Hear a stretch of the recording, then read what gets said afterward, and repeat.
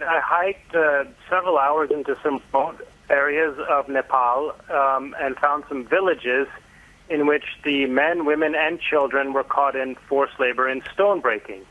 And basically the work they have to undertake is first go into the river and bend over and pick up large rubble, stones, and mini boulders and cart them over to the shore.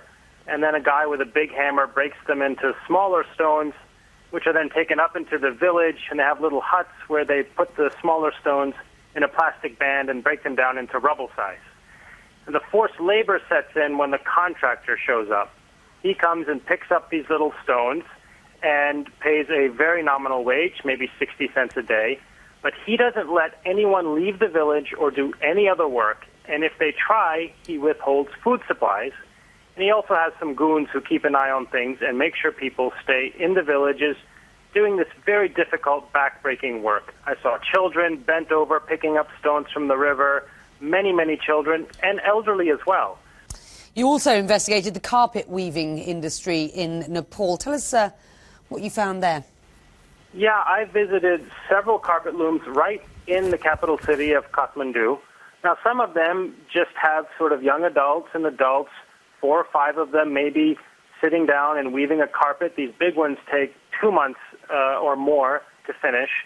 And local NGOs confirm for me that all of these carpets are shipped to the EU and the US. Now, in some of the smaller looms, I found numerous children. They were typically trafficked from rural Nepal and some even from India. The conditions were terrible. They're confined in the building, hardly fed, work 18 or more hours a day. Maybe they get a few dollars a month. They're routinely beaten and abused if they misbehave or fall asleep.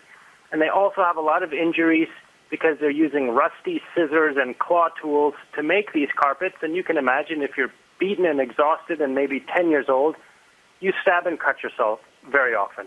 You've been blogging now for 4 or 5 weeks for us. And last week you wrote a very powerful blog on caste-based forced labour.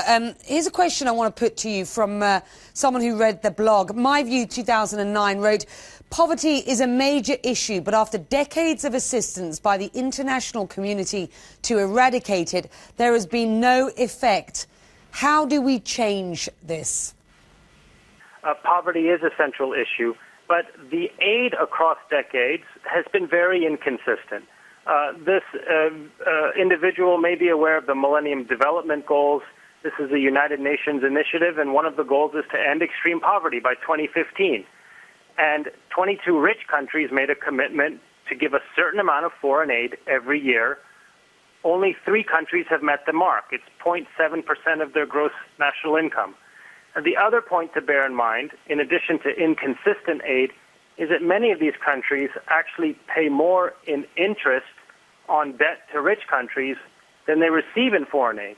So the net transfer is still from poor countries to rich countries, which makes it difficult to end poverty.